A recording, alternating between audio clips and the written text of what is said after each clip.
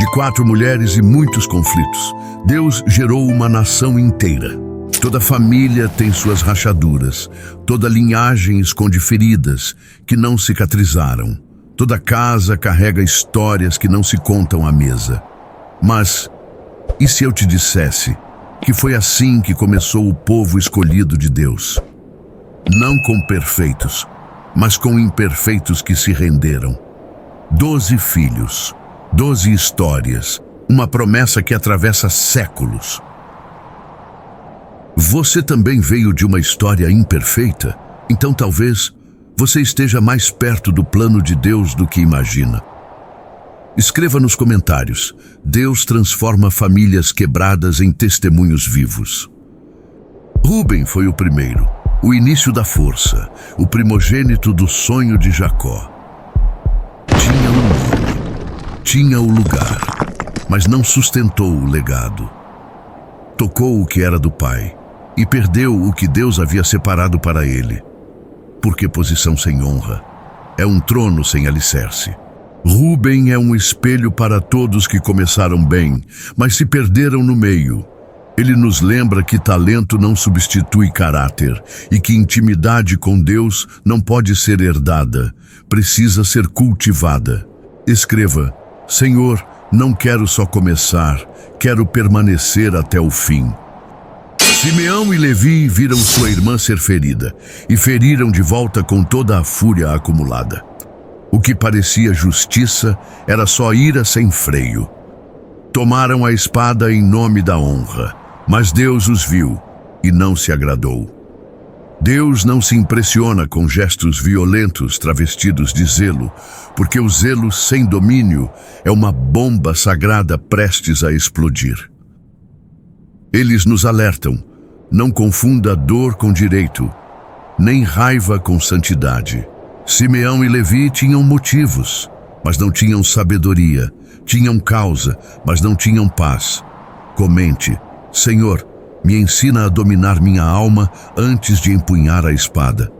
Judá foi quem sugeriu vender José. Frio, lógico, calculista. Mas o mesmo Judá, anos depois, se ofereceu para morrer por outro irmão. Foi esse Judá, falho, arrependido, quebrado, que Deus escolheu para gerar a linhagem do Rei dos Reis. A graça não apenas perdoa, ela transforma quem a recebe em caminho para outros serem salvos. Judá nos prova que o passado não é prisão, quando Deus escreve o futuro. Escreva: meu passado não me define. Deus está escrevendo minha nova história. Dan foi chamado para julgar, mas sua tribo construiu ídolos em vez de justiça. O nome carregava propósito, mas o coração se desviou. Na busca por atalhos, se perdeu no caminho.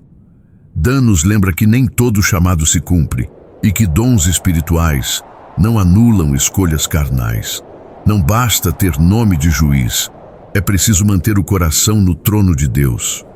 Comente: Senhor, não me deixe construir altares longe da tua presença. Naftali nasceu da serva Bila, sem títulos, sem prestígio, sem glória aparente, mas cresceu como uma gazela livre, correndo por campos abençoados. Foi ágil, produtivo e leve. Enquanto outros disputavam tronos, ele habitava a bênção da simplicidade. A leveza da alma que sabe de onde veio e não se envergonha disso. Naftali nos ensina que você não precisa começar do topo para ser frutífero. Basta correr onde Deus te plantou. Escreva: Senhor, me ensina a correr leve, onde o teu sopro me guiar. Gade era guerreiro, não ficou no centro, mas também não abandonou a missão. Estava longe, mas lutou ao lado dos irmãos. Valente entre valentes, leal mesmo distante, fiel, mesmo quando podia fugir. Gade é a prova de que não importa a posição no mapa, importa a fidelidade no coração. Você pode estar distante do templo, mas ainda carregar o altar por dentro. Comente: mesmo longe, minha fé permanece armada para lutar. Aser significa feliz, e sua tribo foi abençoada com fartura, honra e silêncio. Enquanto outros buscavam glória, Asser colhia trigo. Enquanto outros gritavam, ele servia. Nem todo legado se constrói com barulho. Há glória na mansidão, há poder na paz. Asser nos mostra que há bênçãos reservadas para os discretos, para os que preferem alimentar do que aparecer. Escreva: Senhor, me ensina a ser feliz, mesmo sem aplausos. Issacar era como jumento de carga, firme, silencioso, estável. Não buscava tronos, mas sustentava os que estavam neles.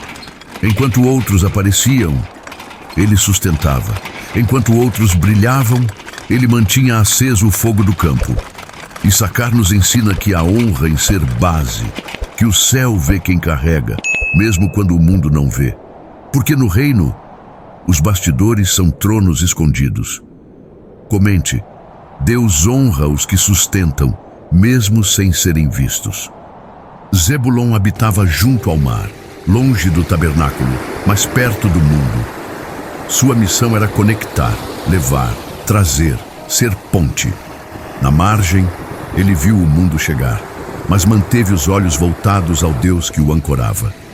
Zebulon nos ensina que é possível navegar sem naufragar. Estar no meio do comércio sem vender a alma. O leme da fé precisa ser mais firme do que os ventos do mundo. Escreva: Senhor, mesmo navegando longe, mantenha meu coração ancorado em ti. José sonhou, mas seus irmãos o odiaram por sonhar. Foi vendido, esquecido, caluniado, mas Deus nunca deixou de guiá-lo. Na prisão, Deus estava. No poço, Deus via. No Egito, Deus o exalçou. José nos mostra que os que te ferem não anulam o que Deus te prometeu, e que os vales mais profundos podem esconder as portas mais altas. O que foi usado para te quebrar, Deus usará para alimentar nações. Comente: o que me feriu será usado por Deus para curar outros.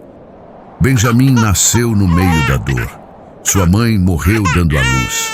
Chamaram-no de filho da minha tristeza, mas seu pai o chamou filho da destra, último entre 12.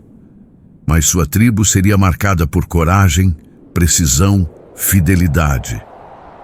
Benjamim nos lembra que o início pode ser trágico, mas o fim pode ser glorioso. Deus transforma o nome quando muda o destino. Escreva: mesmo pequeno, serei forte na mão de Deus. 12 filhos, 12 caminhos, 12 pedras, um só altar, cada um com sua falha e sua promessa, cada tribo com sua guerra e seu destino. Cada nome, uma lembrança viva de que Deus usa quem está disposto, não quem é perfeito. Talvez sua casa seja dividida, sua família ferida, seu nome esquecido, mas Deus ainda transforma caos em aliança. 12 filhos, uma só promessa, redimir uma geração. Comente: minha família faz parte do plano eterno de Deus. Você também tem uma tribo, um nome, um papel. Você não foi chamado para ser perfeito, mas para ser parte. Deus ainda está escrevendo, e Ele pode usar até o que você achou que seria o fim. Compartilhe esse vídeo com alguém que precisa lembrar: Deus ainda escreve com canetas quebradas. Se essa palavra tocou sua alma, junte-se a nós hoje, às 18 horas. Vamos orar juntos, como tribo, como família, como promessa. Comente o nome de alguém que precisa de restauração familiar. Curta, compartilhe, volte às 18 horas, porque Deus está chamando os filhos de volta.